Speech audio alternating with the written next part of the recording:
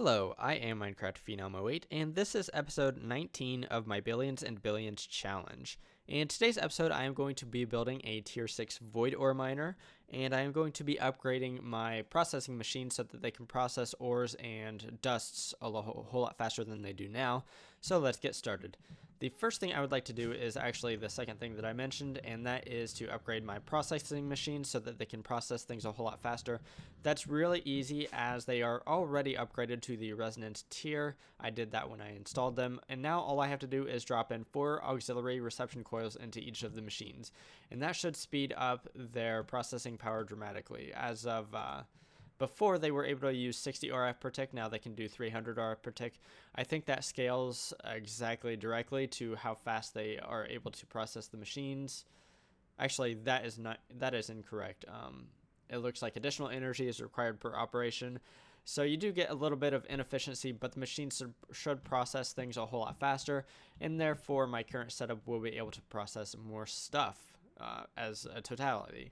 So what I'm going to go ahead and do is I'm going to upgrade the rest of the machines in this building off camera because it's a really monotonous task. All I'm doing is dropping in these auxiliary reception coils into each machine, and once I have that done, I will be right back. Now that I have all of these machines upgraded in my processing building, let's go ahead and install the tier 6 void ore miner.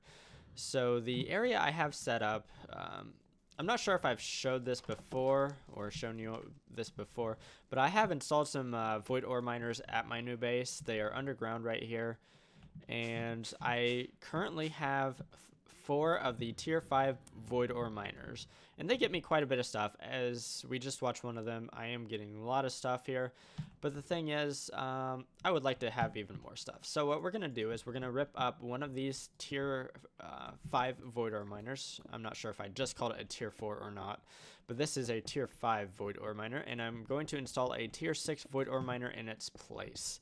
So that's going to be really fantastic because that'll get me, I think, once I have it set to max speed, I think it'll give me 1 ore per tick, which would be equivalent to 20 ores per second. And that's just for one of these setups. In the future, I'm obviously going to build a lot more of these, and I'm probably going to go ahead and do that off camera because it's just going to be the same thing as I'm going to be doing today, and the setup will be exactly the same. It'll just be more of them. So once I have this completely ripped out, which I'm almost there, I can go ahead and start a few changes to the setup that I'm going to be making. I do want to grab all these blocks because they are very expensive. Even the the structure frame tier 5s each have 1 nether star incorporated into them, and the tier 6 blocks actually have 3 nether stars into each single one of them. So they are very expensive, and I don't want to miss grabbing any of them.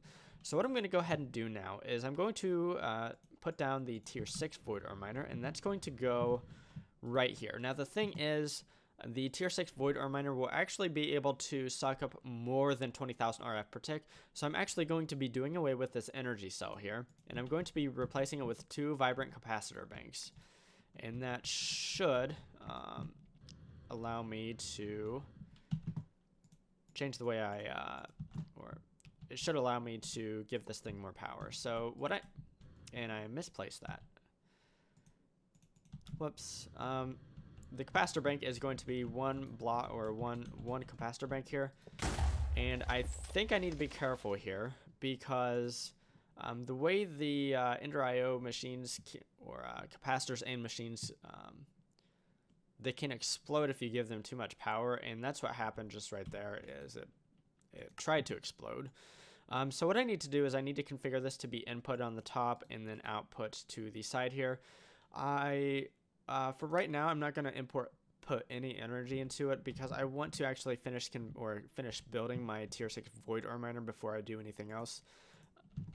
What I need to do now is I actually need to give this a little bit more room. So let's go ahead and set this to be single block, and I am going to be widening this area down here. And it looks like it didn't actually kill one of these blocks here. Between episodes, I have upgraded my my flex bore here. I have now enchanted it to be efficiency level 5. And I might be taking a little bit more blocks out of the side here than I need to, but I'd rather make this a little bit bigger than I need it. And actually, I do think I want to make that wider there. Okay, so I kind of think that'll be big enough here. So I'm just going to grab my assembler and let's go ahead and get assembling. So I am going to move some of the speed upgrades and the null modifiers around just to make things look a little neater. But this will drink up energy. It'll absolutely drink energy. I can't remember what it is. I feel like it's north of, I think it's around 28,000 RF per tick. It looks like it is assembled, so that's fantastic. I do have some speed modifiers that I want to install because right now it is only taking 800 RF per tick, which is not very much energy, and I know this thing can produce a lot more. So what we're going to do is I'm going to dig some holes here, and I'm going to install the speed upgrades. I'm going to install 8 of them, and 8 makes a nice pattern down here. So that's fantastic. This should use quite a bit more energy now, so let's go ahead and right click it. It is 39,000 RF per tick. So what I'm going to go ahead and do is I'm going to actually configure this to be exactly input and output wise exactly what it can use. So it's 39,615 I think it was. So let's go ahead and double check that. That is correct. So we'll set that to be always on. And then we'll also set this to be 39,615 RF per tick. So this should have a complete net zero. It should never gain energy or lose energy unless for whatever reason my capacitors upstairs run out of power, and then this will also run down on power. But if we go ahead and take a look here, we are getting a ton of stuff from this single tier 6 void ore miner. Now between episodes I am going to be installing more of these tier 6 void ore miners, so I'm going to be getting a lot of stuff. So what I do want to go ahead and do is configure this capacitor here so that its sides give me some information. That'll just be how much energy is in it, and the front and back will show me the total IO. So that's how I want to configure that. That's another reason why I really like the capacitor banks from Ender.io is that it'll show you without actually looking in the GUI exactly how much energy it has with the bar right here and then its IO. So I think this is a pretty good completed build. I am going to go ahead and throw a few torches on this thing so that monsters can't spawn here. That's the last thing I want is monsters to spawn down here when I'm trying to build more stuff. But yeah, this is a completed build. So in today's episode, I set I helped my processing power by augmenting my machine so that they can process things faster. And then I built this tier 6 void ore miner down here, and this will get me an absolutely insane amount of stuff. So I know today's episode was kind of short, but that's okay. I did need to go ahead and build this on camera because this is going to be central to a lot of the stuff I'm going to be collecting in the future, and I want you guys to know exactly how I'm getting my stuff. So if you enjoyed today's episode, feel free to drop a like down below. And if you enjoyed watching automation type stuff in modern Minecraft, definitely consider subscribing to my channel if you haven't already.